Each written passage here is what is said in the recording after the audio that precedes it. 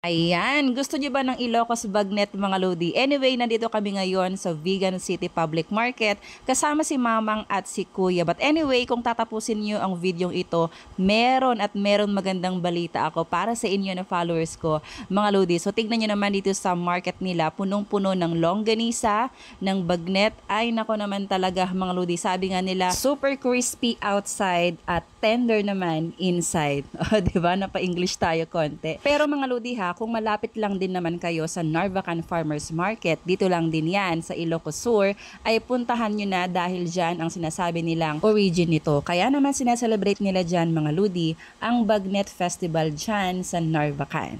Ayan, pati longganisa nila dyan mga Lodi, malaki ang sizes niya. So dito sa public market nga, dito sa vegan, napabili din kami ng manok at tapos sobrang daming nilalako nila ng saging mga Lodi. Ayan, sobrang haba ng ano dito. Tignan nyo naman, puro saging talaga.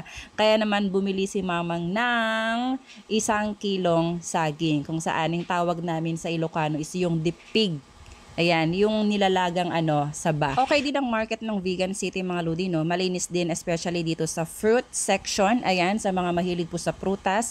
Ano pang hinihintay nyo, puntahan nyo na. Pagkatapos nga namin bumili ng mga gulay dito mga Lodi, dumiretso na kami doon sa Plaza Burgos at sobrang daming tao na gustong sumakay din ng kalesa. Syempre naman mga Lodi, ito talaga yung mga pinupuntahan ng mga turista kasi sulit mo na yung bayad dito sa 1 oras na paglalakbay mo lang. At dahil sa sobrang daming tao, ayan, nagka-traffic na siya mga Lodi. At siya nga pala mga Lodi, no, baka makalimutan ko yung sinasabi kong magandang balita para sa inyo. Kung sino man po yung mag-share nito, pero pipili lang po tayo ha ng maswerte na bibigyan po natin ng Ilocos Bagnet. Oops, wait lang mga Lodi, baka makalimutan ko. O baka gusto nyo din mag-empanada at mag-ukoy dyan sa Plaza Burgos, dyan lang din mga Lodi, sa syudad ng vegan.